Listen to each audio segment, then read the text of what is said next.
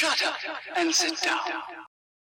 5.2.1.1 Characteristics of statistical data.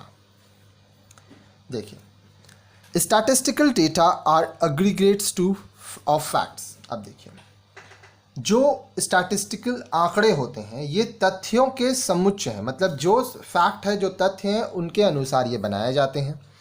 A single observation is not statistics, it is a group of observation. अब देखिए, आप सिर्फ किसी एक संख्या को या किसी एक अनुमान को, किसी एक प्रयोग को आप स्टैटिस्टिक्स नहीं कह सकते.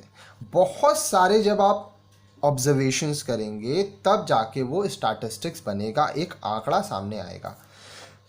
For example, Ram scored 60 marks out of 100 is not statistics, but a series relating to the marks of a group of students will be termed as statistics. उदाहरण के लिए मान लीजिए राम नाम का कोई आपका स्टूडेंट है, उसको 100 में से 60 मार्क्स आया, तो ये स्टैटिस्टिक्स नहीं है. लेकिन अगर आप बहुत सारे स्टूडेंट्स का मार्क्स लेंगे और उसको देखेंगे तब वो स्टैटिस्टिक्स आएगा. जैसे अगर क्लास में 50 स्टूडेंट है तो सबका मार्क्स अगर आप रखेंगे तब वो एक डेटा बनेगा. For example, when we say that Mohan, Ram, Mary and Karim scored 35, 60, 75 and 58 marks respectively, the group of figures become statistics. उदाहरण के लिए अगर हम लोग कहते हैं कि मोहन, राम, मैरी, करीम, अब इनको कितना मिला? मोहन को 35, राम को 60, मैरी को 75, करीम को 58. अगर ये मार्क्स मिला है, ठीक है, तो ये क्या बन जाएगा? ये हो जाएगा statistics. Now we can compare, analyse and draw some conclusion from these figures. अब ये जो हम लोग को यहाँ पे अंक मिले हैं, ये जो आंकड़े मिले हैं, इनके द्वारा हम क्या कर सकते हैं? हम लोग कुछ निष्कर्ष निकाल सकते हैं, कंक्लूजन दे सकते हैं. क्या? Highest marks obtained are 75. सबसे ज़्यादा मार्क्स क्या है? 75. किसका आया था? ये मैरी का. ठीक है. Lowest marks obtained 35. लोएस्ट 35 किसका है? मोहन का. Marks range between 35 to 75. अब देखिए, सबसे कम 35, सबसे ज़्यादा 75, तो इसी के बीच में 35 से 75 के बीच में ही सारा मार्क्स है. Average marks obtained 35 plus 60 plus 75 plus 58 divide by 4, 57. तो एवरेज मार्क्स क्या है? 57 है. तो आप यहाँ पे ध्यान दीजिए कि जब आपको डेटा बहुत सारा दिया रहेगा तो आप काफ़ी सारी चीज़ें उससे समझा सकते हैं, लेकिन अगर सिर्फ एक डेटा रहता तो आप उससे कुछ नहीं समझा पाते. चलिए आगे देखते हैं. Number 2, statistics are affected by multiplicity of causes. अब देखिए, जो स्टैटिस्टिक्स है, आंकड़े अनेक कारण से प्रभावित होते हैं. Generally the facts and figures are affected by a number of factors working together.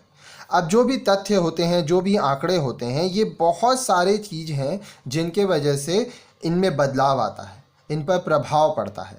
For example, the production of rice depends on rainfall, method of cultivation, seeds, manure, soil fertility, etc. But it is very difficult to study separately the effect of each of these factors on the production of rice.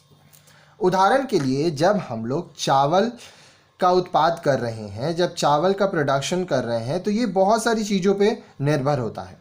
बारिश के ऊपर, किस तरह से खेती की जा रही है, बीज कैसा है, खाद कैसा है, मिट्टी कैसी है.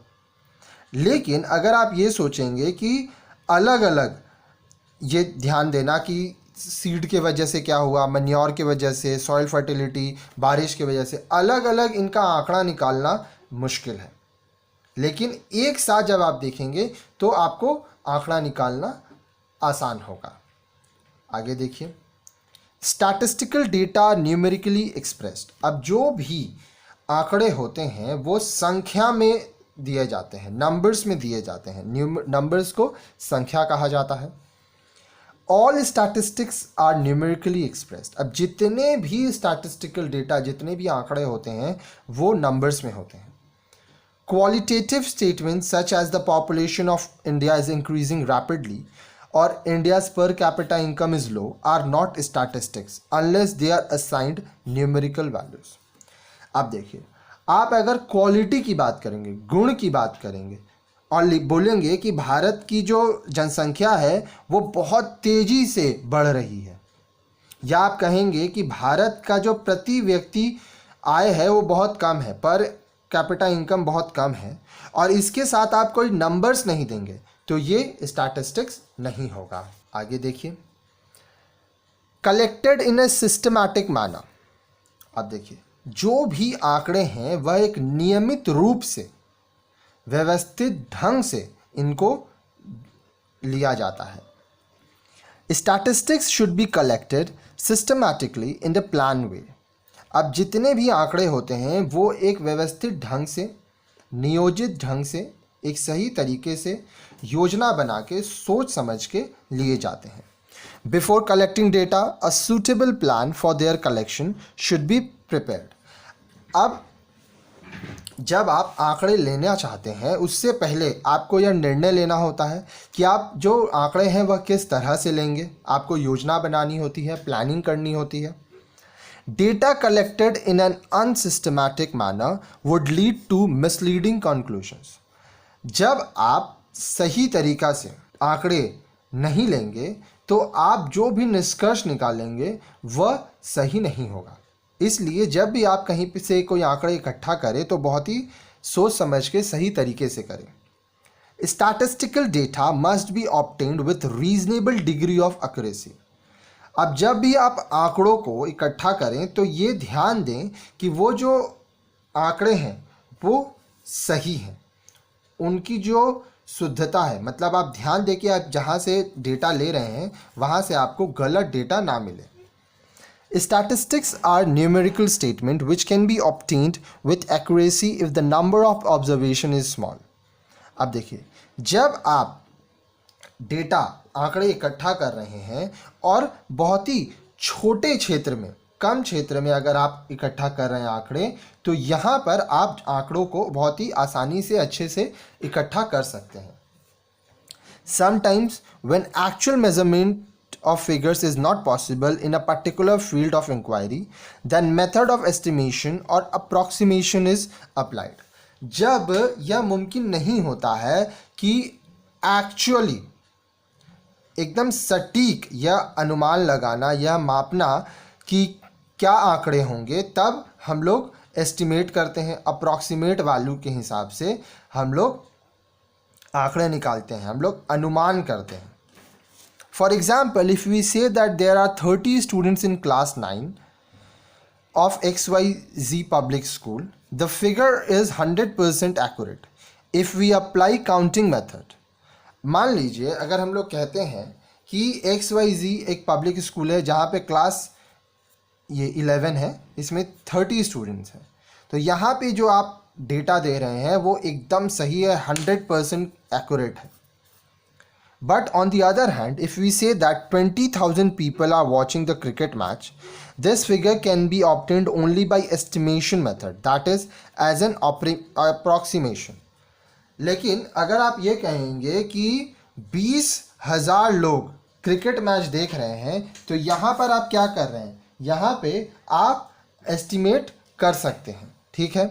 ये एकदम एग्जैक्ट नहीं होगा। आप ध्यान दीजिए, जब क्रिकेट मैच होता है तो स्टेडियम में बहुत लोग होते हैं, वहाँ पे जब बोला जाता है तो बोलते हैं ना कि लगभग 50,000 लोग मैच देखने आए हैं। लगभग वो लोग अप्रॉक्सीमेट कर रहे हैं, वो लोग एकदम एग्जैक्ट नंबर्स नहीं बता सकते क्योंकि यहाँ पे जो क्षेत्र है वो बहुत बड़ा है। But even this estimation must have a reasonable degree of accuracy to make sense. लेकिन फिर भी ये जो आप अनुमान करेंगे, ये अनुमान भी एक हिसाब से होना चाहिए। कहने का मतलब, मान लीजिए कोई स्टेडियम है जहाँ पे सिटिंग कैपेसिटी 60,000 की है, ठीक है। अब आप बोल रहे हो कि 1 लाख लोग मैच देख रहे हैं, तो देखिए ये पॉसिबल नहीं है, क्योंकि 60,000 लोगों की बैठने की जगह है, ठीक है, तो उससे ज़्यादा तो लोग नहीं होंगे। अब देखिए 100, 200, 500 ज़्यादा कम हो सकते हैं, ठीक है, कि कुछ लोग खड़े हैं, लेकिन 60,000 का कैपेसिटी है। अब उसमें अगर आप बोलोगे कि 1 लाख लोग थे, तो यह मानना थोड़ा मुश्किल है। तो इसलिए जब आप आंकड़े इकट्ठा करोगे या बताओगे, तो उसको आपको हिसाब से बताना होगा, हिसाब से आंकड़े लेना होगा। आगे देखिए, statistics are collected for a predetermined purpose. अब जो भी हम लोग आंकड़े इकट्ठा करते हैं, वो इकट्ठा करने का हमारा एक उद्देश्य होता है, ठीक है। अब आप चाहे जो भी आंकड़े हो, आप अगर कुछ कलेक्शन कर रहे हैं डेटा, तो ज़रूर उस डेटा का आप कुछ इस्तेमाल करेंगे। The purpose of collecting data should be decided in advance. अब आप आंकड़े क्यों ले रहे हैं, ये आपको पहले ही निर्णय ले लेना होगा। The purpose should be clearly defined. आपका जो उद्देश्य है, जो पर्पस है, वो आपको पता होना चाहिए। Otherwise collected data will be of no use. नहीं तो जो भी आप डेटा लेंगे, जो भी आप आंकड़े लेंगे, वो आपके किसी काम का नहीं होगा। Suppose we want to compare the performance of students at secondary level of National Institute of Open Schooling in one subject और मोर। उदाहरण के लिए मान लीजिए कि जो National Institute of Open Schooling है, NIOS, इसके जो क्लास 10 के बच्चे हैं, इनका कोई एक या एक से ज़्यादा सब्जेक्ट में हम लोग मार्क्स जो है, परफॉर्मेंस जो है, वो हम लोग कंपेयर करना चाहते हैं, उसकी तुलना करना चाहते हैं। We must specify the subjects and the year for which comparison is being carried out before collecting data. अब हम लोग को ये पहले बताना होगा कि कौन कौन से सब्जेक्ट्स चाहिए, कौन कौन से वर्ष के, कौन कौन से ईयर के डेटा चाहिए, ताकि आप कंपैरिजन कर सकें।